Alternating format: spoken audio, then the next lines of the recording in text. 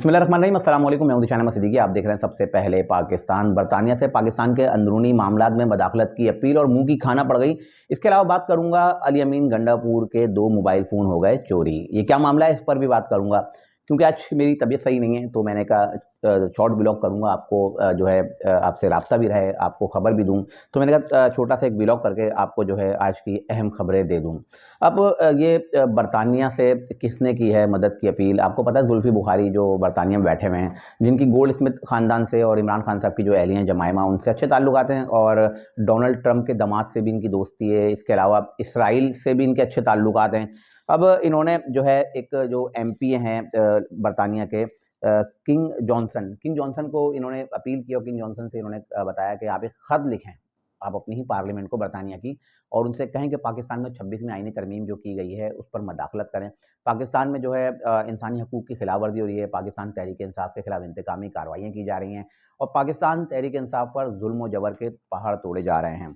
तो अब ये ख़त लिखा गया था बरतानवी जो पार्लियामेंट है वहाँ के एमपीए किंग जॉनसन ने, लेकिन हुकूमत बरतानिया के जो सेक्रेटरी हैं स्टेट डेविड लेमन, तो अब उनका भी जवाब आया। जो स्टेट उनके जो सेक्रेटरी है ना, स्टेट के सेक्रेटरी जो हैं मरकज़ी, जो उनके अहम ओहदा होता है बरतानिया का। अब उनका भी एक इस जो ख़त लिखा था, जिसमें जो है पाकिस्तान में बरतानिया से पाकिस्तान के अंदरूनी मामलात में मदाखलत की अपील की गई थी।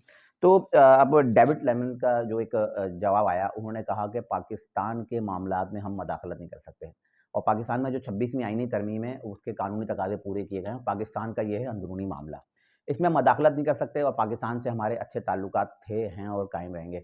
हम नहीं चाहते कि पाकिस्तान के सिफारती ताल्लुकात किसी तरह से जो है मुतासिर हों।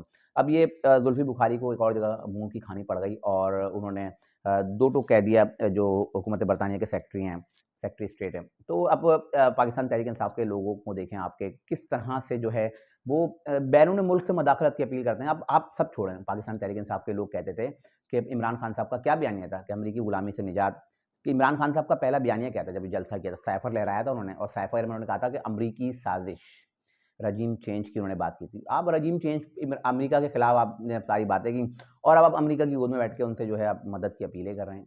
तो अब क्या कह सकते हैं पाकिस्तान तहरीक इंसाफ के लोगों से? मैं सिर्फ यही कह सकता हूँ कि खुदारा आप जो है इसको देखें, इसको सोचें कि ये तमाम लोग मुल्क दुश्मन हैं, ये मुल्क के खैरख्वाह नहीं हैं। अगर आप मुल्क के खैरख्वाह हो तो आप बरतानिया में क्यों बैठे हो? आप बताओ ना, पाकिस्तान की जब पाकिस्तान तहरीक इंसाफ की जब हुकूमत आई थी, सारे आपने डुअल नेशनलिटी जिनके पास थी, उन लोगों को आपने वफाकी वज़ारतें दे दी। जो पाकिस्तान के लोग क्या मर गए थे? सारे बैरून मुल्क से लोग आए, पैराशूटर, उनको आपने वज़ारतें दे दी, हम पे मुसल्लत कर दिया। फिर आप कहते हो कि अमरीकी गुलामी जो है हमें मंजूर नहीं है। तो बहरहाल मैंने कहा ये बताता चलूँ कि इनको मुँह की खाना पड़ गई है जुल्फ़ी बुखारी को। इसके अलावा अली अमीन गंडापुर जो वज़ीर आला केपी के हैं, इनके हो गए 2 मोबाइल चोरी। अब इसकी बाकायदा तस्दीक हो गई है। आपको पता है ना, अली अमीन गंडापुर इस्लामाबाद में जब गए थे एहतजाज करने, और वो लापता हो गए थे, और लापता होके केपी के हाउस गए थे, और फिर केपी के हाउस में फिर उनके ज़राए के मुताबिक जो है वो जो ऊपर छत थी, छत पे छुप गए थे। तो छत पे छुपे, और वहाँ से इसलिए वो बच गया। पुलिस का छापा हुआ, छापा मारा पुलिस ने, तो एफआईए ने छापा मारा, पुलिस ने छापा मारा, तो वो उनको गिरफ्तार नहीं कर सके, क्योंकि वो छत पे आके छुप गए थे। वज़ीर आला केपी के अली अमीन गंडापुर जो इतनी बड़ी-बड़ी बातें करते, लेकिन छत पे आके छुप गए। खैर, अभी उनकी बातें, और पाकिस्तान तहरीक इंसाफ के लोगों को क्या कह सकता हूँ, अगर वो इसके बाद भी इनको बातों पे यकीन करते हैं। अब ये दावा किया है किसने? ये दावा किया है आफ्ताब आलम आफरीदी साहब ने, जो केपीके के वज़ीर कानून हैं। अब उन्होंने दावा किया है कि अली अमीन गंडापुर साहब के 2 मोबाइल चोरी हुए थे, और 8 दिन तक वो लापता रहे थे। अच्छा, अली अमीन गंडापुर के 2 फ़ोन 8 दिन तक लापता है, अली अमीन गंडापुर ने एफआईआर क्यों नहीं कटवाई? अली अमीन गंडापुर एफआईआर कटवा दें। अब वो 8 दिन तक कहाँ ऑपरेट होते रहे, तो उसके 8 दिन बाद अली अमीन गंडापुर ने दूसरे मोबाइल लिए, फिर वो डुप्लीकेट सिमें खुलवाई, तो मोबाइल ऑन किए। अब आफ्ताब आलम आफरीदी साहब का कहना है कि हम एफआईआर भी कटवाएँगे, और एफआईआर कटवाएँगे किसके खिलाफ? आईजी इस्लामाबाद के खिलाफ। अब इतने दिन बाद आपको याद आ रहा है कि अली अमीन गंडापुर के 2 मोबाइल चोरी हुए थे। अब आप कॉमन सेंस की बात है ना, कि अगर एक बच्चा भी है और आम बंदा है, अगर वॉशरूम भी जाता है तो अपना मोबाइल लेके जाता है। कौन अपना मोबाइल छोड़ के जाता है?